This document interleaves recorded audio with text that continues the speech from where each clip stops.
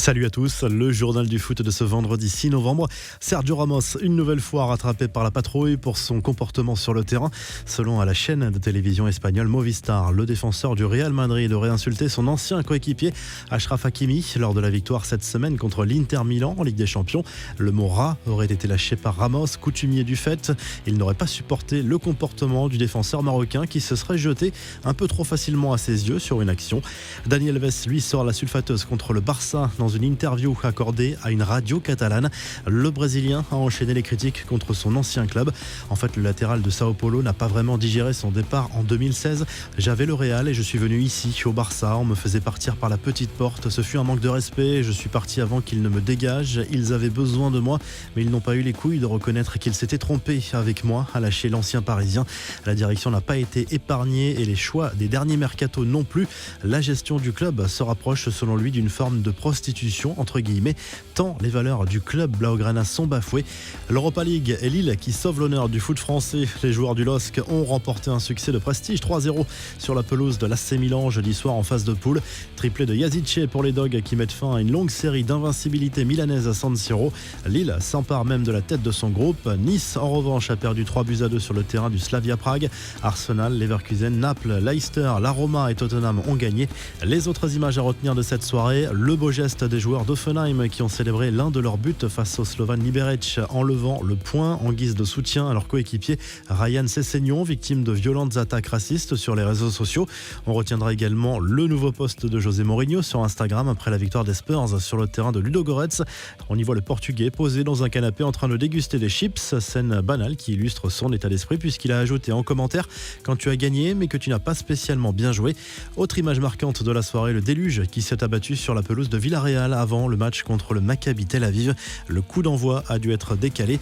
Il a joué avec le père, il aura désormais le fils sous ses ordres. Didier Deschamps a dévoilé sa liste pour affronter la Finlande le 11 novembre en amical, puis le Portugal et la Suède les 14 et 17 novembre dans le cadre de la Ligue des Nations.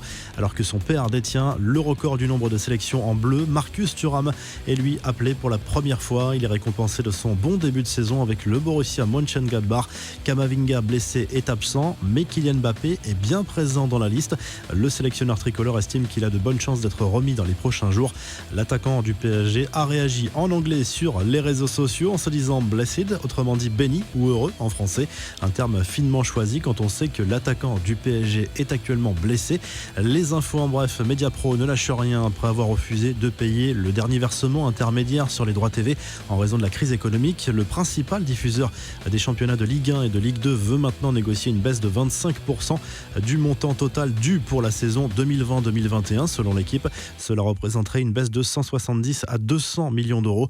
Villas-Boas durcit le ton à l'OM. Déçu par ses joueurs en Ligue des Champions, le coach marseillais a tenu jeudi une réunion de crise selon l'équipe. Réunion au cours de laquelle il n'a pas épargné ses joueurs et qui lui paraissait nécessaire avant le match à Strasbourg ce vendredi soir. Des nouvelles de Neymar qui soigne actuellement sa blessure à la cuisse gauche. Le PSG l'a déclaré inapte jusqu'à la fin de la trêve internationale, mais selon certains médias brésiliens, Tite, le sélectionneur de la Seleção, aurait tout de même l'intention de le convoquer pour les rencontres des éliminatoires du Mondial 2022 contre le Venezuela et l'Uruguay. Angel Di Maria, lui, va retrouver l'Albiceleste. Le joueur du PSG a été convoqué en sélection pour la première fois depuis un an pour les matchs contre le Paraguay et le Pérou. Leandro Paredes est également convoqué. Une rumeur qui se confirme de semaine en semaine selon le Manchester Evening News. La direction de Manchester United a bien contacté l'entourage de Mauricio Pochettino pour sonder le technicien argentin sur une éventuelle arrivée sur le banc en cas de limogeage d'Ole Gunnar Solskjaer. En France, Dijon cherche un nouvel entraîneur après l'éviction de Stéphane Djobar.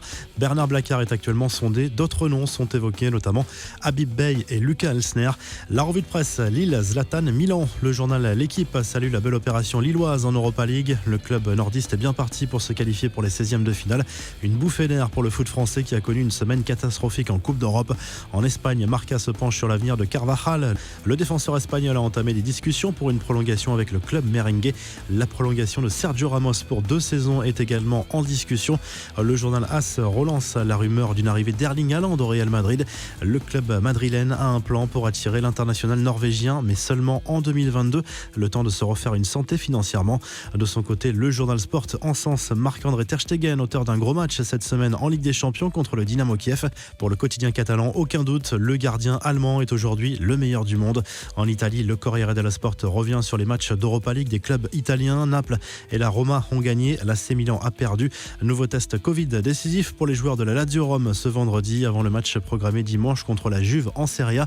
Vous retrouvez l'actu foot sur topmercato.com, l'appli Top Mercato, et à très vite pour un nouveau journal du foot.